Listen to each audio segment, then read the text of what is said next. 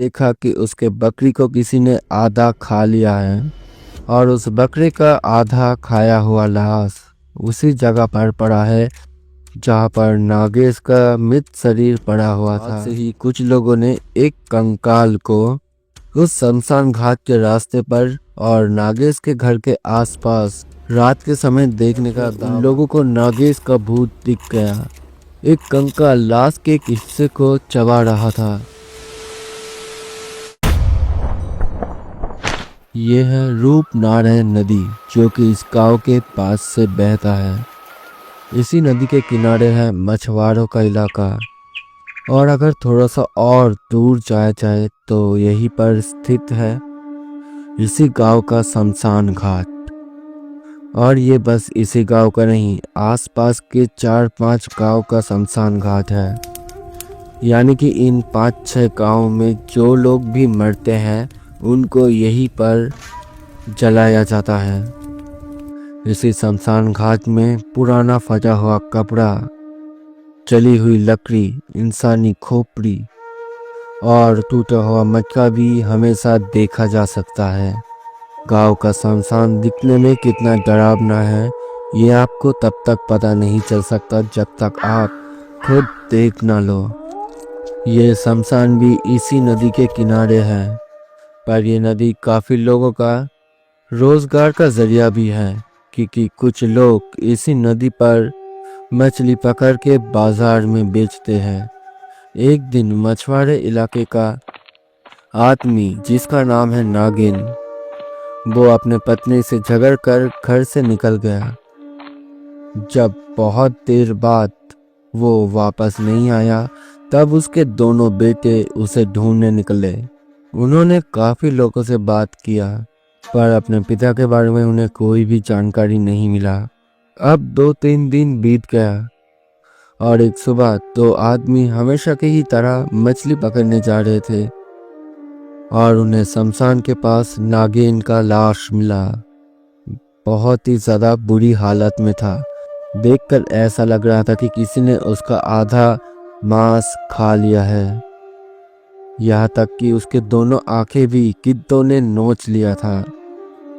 फिर ये खबर उनके घर वालों तक पहुंचाया गया पर लाश अंतिम क्रियाक्रम के लायक नहीं बचा था।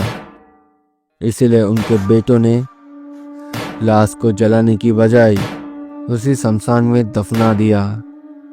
मगर रात को कुत्ते, भेड़िया और गिद्धों ने नागेश के लाश को मिट्टी से खोदकर बाहर निकाला और खा गया। नागेश का परिवार आर्थिक तौर से काफ़ी अच्छा था, इसलिए दोनों बेटों ने ही अपने बाप की अंतिम क्रिया अच्छे से किया। सब कुछ ठीक चल रहा था पर फिर 1 महीने बाद अचानक से ही रात के समय बकरी और मुर्गियाँ चोरी होने लगा। कुछ जगहों पर उनका आधा खाया शरीर भी मिल रहा था। किसी को समझ नहीं आ रहा था कि ये सब क्या हो रहा है, पर कुछ गांव वालों को यकीन हो गया था कि ये शायद किसी प्रेत आत्मा का काम है। एक दिन नागेश का पत्नी सो रहा था, तभी उसे अचानक बाहर से कुछ आवाज़ें आया। वो बाहर आई और उसने सफ़ेद कपड़े पहना हुआ एक अजीब सी छाया मूर्ति देखी। वो बहुत ही ज़्यादा डर गई और अपने बेटे को सारी बात बताई। पर जब दोनों बेटों ने बाहर आया तब उन्होंने कुछ भी नहीं देखा। उन्हें लगा कि उनकी माँ ने शायद कुछ गलत देख लिया होगा। इसके अलावा एक और दिन एक ग्वाले का एक बकरी चोरी हो गया। उसने बहुत ढूंढने का कोशिश किया पर पहले तो उसे वो बकरी नहीं मिला। पर जब उसने शमशान घाट के रास्ते पर उसे ढूंढने की कोशिश किया तब उसने देखा कि उसके बकरी को किसी ने आधा खा लिया है और उस बकरे का आधा खाया हुआ लाश उसी जगह पर पड़ा है जहाँ पर नागेश का मृत शरीर पड़ा हुआ था। वो समझ गया कि ये भूत और कोई नहीं बल्कि नागेश का ही है। उसे किसी वजह से शांति नहीं मिला, इसलिए वो वापस लौटकर सभी को परेशान कर रहा है। अब उसके बाद से ही कुछ लोगों ने एक कंकाल को उस शमशान घाट के रास्ते पर और नागेश के घर के आसपास रात के समय देखने का दावा किया। अब उसी दिन करीब सुबह के 4 बजे दो लोग मछली पकड़ने जा रहे थे। आज उन दोनों ने किसी वजह से नागेश के घर के पास से जाना सही समझा और वो लोग जब रास्ते से जा रहे थे तब उन्होंने नागेश के घर के पास उसी सफेद कपड़े पहने हुए छाया मूर्ति को देखा। पहले उन लोगों को लगा कि वो शायद कोई चोर है, इसीलिए दोनों में से एक ने जोर से कहा, ओए कौन है तू और इतनी सुबह सुबह क्या कर रहा है?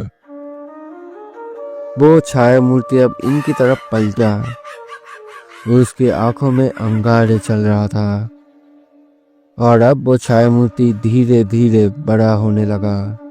दोनों ये देखकर डर गए और वहां से भाग गए। सुबह होते ही वो दोनों ही नागेश के बेटों के पास आए और सारी घटना बता दी। तब नागेश के छोटे बेटे ने कहा कि उसने भी उनके घर के पास एक रात को वही छाया मूर्ति देखा था, पर सब लोग डर जाएंगे ये सुनकर, इसीलिए वो उस बात को राजी रख रहा था। तब बड़े बेटे ने कहा कि वो अगली सुबह जाकर पास के गांव से एक तांत्रिक को बुला लाएगा, क्योंकि उसने सुना है कि वो तांत्रिक बहुत अच्छा है। आज वो नहीं जाएगा क्योंकि आज अगर वो अभी निकला तो शाम होने से पहले वो वापस नहीं आएगा, इसलिए कल सुबह होते ही वो उस गांव के लिए निकल जाएगा और उस तांत्रिक बाबा को ले आएगा। पर उसी रात को फिर से नागेश की पत्नी को बाहर से कुछ आवाजें सुनाई दिया। वो फिर से बाहर आई और उसी छाया मूर्ति को देखी, पर इस बार उसने कुछ डरावना देखा। उसने देखा कि उधर एक कंकाल खड़ा हुआ है और वो एक जिंदा मुर्गी को खा रहा है। वो डर गई और अपने बेटे को सारी घटना बता दी। तब दोनों बेटों ने बाहर आकर देखा कि उनकी माँ ने जहाँ पर उस कंकाल को देखने का दावा किया था उधर काफी सारा खून पड़ा हुआ है और आसपास मुर्गियों के कुछ पर पड़े हुए हैं। अंदर आकर बड़े बेटे ने सभी से कहा, कल चाहे कुछ भी हो जाए, मुझे सुबह होते ही उस गांव में जाना ही होगा और शाम होने से पहले लौट आना होगा, वरना हमारे साथ जरूर कुछ बुरा हो सकता है। और अगली सुबह बड़ा बेटा पासी के गांव में जाकर उस तांत्रिक के पास पहुंचे। उसने सभी घटना तांत्रिक को बताया और सभी घटना सुनने के बाद वो तांत्रिक बोला, मुझे लगता है कि तेरे पिता को शांति नहीं मिला होगा, इसीलिए वो वापस लौट आए हैं। देखो, मैं तुम्हारी सहायता तो करना चाहता हूँ, पर अभी मेरी तबीयत बहुत ज्यादा खराब है, इसलिए मैं उतने दूर नहीं जा सकता, पर मैं तुझे खाली हाथ भी नहीं लौटाऊंगा। मैं तुझे 3 अंगूठी देता हूँ, ये 3 अंगूठी तुम तीनों के लिए, और मैं तुम्हें कुछ जादुई कीले देता हूँ। शाम होने से पहले इन 4 कीलों को अपने घर के चारों दिशाओं में गाड़ देना, तो तुम्हारे घर में कोई भी भूत प्रेत आकर तुम्हें परेशान नहीं कर पाएगा। नागेश के बड़े बेटे ने उस तांत्रिक का बात मानकर अपने भाई और अपनी माँ को वो अंगूठी पहना दिया और घर के चारों तरफ शाम होने से पहले ही उन कीलों को गाड़ दिया। उस रात से नागेश का आत्मा उनको परेशान नहीं कर पाता था, पर उसने गांव में आतंक मचाना शुरू कर दिया। आतंक इतना बढ़ चुका था कि सूरज डूबने के कुछ समय पहले ही सभी लोग घर में अपने आप को बंद कर लेते थे। कोई कितना भी जरूरी काम हो, डर की वजह से कोई भी बाहर नहीं निकलता था। हंसता खेलता ये गांव सूरज डूबने के बाद शमशान जैसे इलाके में बदल जाता था।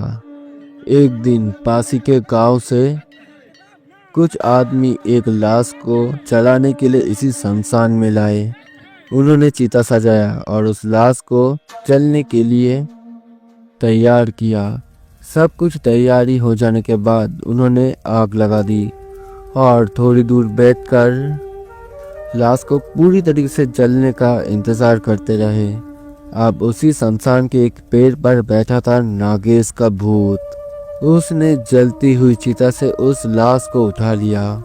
अब जो लोग लाश चलाने के लिए लाए थे उन्होंने पहले तो ये ध्यान नहीं दिया, पर थोड़ी देर बाद उनमें से एक आदमी ने देखा कि चिता तो जल रहा है पर लाश गायब है। वो लोग डरे हुए थे, पर उससे भी ज्यादा वो लोग हैरान थे। उन्हें समझ नहीं आ रहा था कि जलती हुई चिता से लाश गायब कैसे हो सकता है। यहीं पे दूर से एक आदमी सब कुछ देख रहा था। वो आदमी इनके पास है और बोले, तुम लोगों की लाश को एक भूत ने चुरा लिया है। वो भूत एक पेड़ पर बैठा हुआ है और उस लाश को खा रहा है। उनमें से एक आदमी ने बोला, ये भूत मौत कुछ भी नहीं होता। अच्छा, नहीं होता? ठीक है, मेरे साथ आओ। फिर वो लोग इस आदमी के पीछे पीछे चलने लगे और ये आदमी कोई मंत्रों का जाप करते करते उस पेड़ के पास पहुंचा। पेड़ के पास पहुंचते ही उस आदमी ने एक दूसरा मंत्र बोलकर उस पेड़ के डालियों में पानी छिड़का और इन लोगों से कहा कि अब उनको वो भूत देखने लगेगा। और सच में उन लोगों को नागेश का भूत दिख गया। एक कंकाल लाश के एक हिस्से को चबा रहा था। ये नज़ारा बहुत ही ज्यादा डरावना था। अब इस आदमी का और नागेश का वार्तालाप शुरू हुआ। तू कौन है और कहाँ से आया है? मेरा नाम था नागेश और मैं यहाँ के मछुआरे इलाके का बासिंदा था। तेरे घर में और कौन कौन है? मेरे 2 बेटे और मेरी पत्नी। ठीक है, तो इस पेड़ पर ही बैठा रहे। अगर यहाँ से भागने की कोशिश की तो तू जलकर राख बन जाएगा। अब इस आदमी ने इन लोगों से कहा कि कुछ लोगों को सुबह होते ही गांव जाकर नागेश के परिवार को बुलाना होगा। अब सुबह होने के बाद इसी आदमी के कहने पर नागेश के 2 बेटे और कुछ गांव वाले इस शमशान घाट पर आए। अब इस आदमी ने नागेश के बेटों से कहा, सुबह हो चुका है, इसीलिए वो लोग नागेश के भूत को नहीं देख पाएंगे, पर मैं कुछ ऐसा करने का जरूर कोशिश करूंगा जिससे तुम्हारे पिता के आत्मा को शांति मिले। नागेश, तू यहाँ से चला जा। बिल्कुल भी नहीं। क्यों? तू यहाँ से क्यों नहीं जाना चाहता? इसी गांव में मेरा परिवार है और उससे भी बड़ी बात, मैंने अपने पत्नी से झगड़ा किया था और उसी की वजह से मैं आत्महत्या करने में मजबूर हो गया। तो जब तक मैं उसको मार नहीं देता तब तक मैं यहाँ से नहीं जाने वाला। ये सुनकर नागेश के दोनों बेटे ही घबरा गए, पर उस आदमी ने कहा, तुम दोनों को डरने की कोई भी जरूरत नहीं है। गोवा जाकर अपने पिता का अच्छे से पिंड दान करो तो तुम्हारे पिता के आत्मा को शांति मिल जाएगा। बिल्कुल भी नहीं। जब तक मैं अपनी पत्नी को मार नहीं देता तब तक मैं। क्या कहा तूने?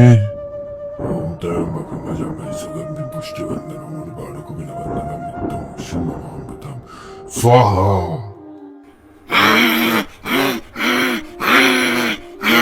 मेरा शरीर चल रहा है, मेरा शरीर चल रहा है। बंद करो, बंद करो, ये काम करना बंद करो, बंद करो। मुझे एक बात बता, तू पिंडदान स्वीकार करेगा कि नहीं? नहीं करूँगा, मुझे बदला चाहिए। मैं तेरे ऊपर तब तक ये मंत्र का इस्तेमाल करूंगा जब तक तू मान नहीं जाता।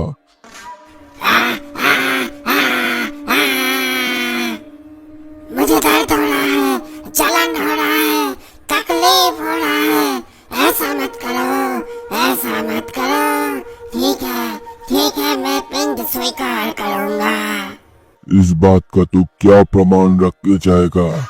मैं इस पेड़ की सबसे बड़ी शाखा को तोड़ दूंगा। अब छोड़ दो मुझे और दर्द मत दो। सुन लिया ना तुमने बेटा, गोवा जाकर पिंड दान करो और ध्यान रहे मेरा मंत्र बस 5 दिनों के लिए ही काम करेगा। तो इन्हीं 5 दिनों के अंदर तुम्हें गोवा जाकर अपने पिता का पिंड दान करना होगा, वरना छठे दिन फिर से तुम्हारे पिता इस गांव में अत्याचार करना शुरू कर देंगे। बड़े बेटे ने कहा कि वो आज ही गोवा के लिए निकल जाएगा और अच्छे से पिंडदान करेगा। 2-3 दिन के बाद दोपहर के समय अचानक से ही उसी पेड़ का सबसे बड़ा शाखा टूटकर जमीन पे गिर गया।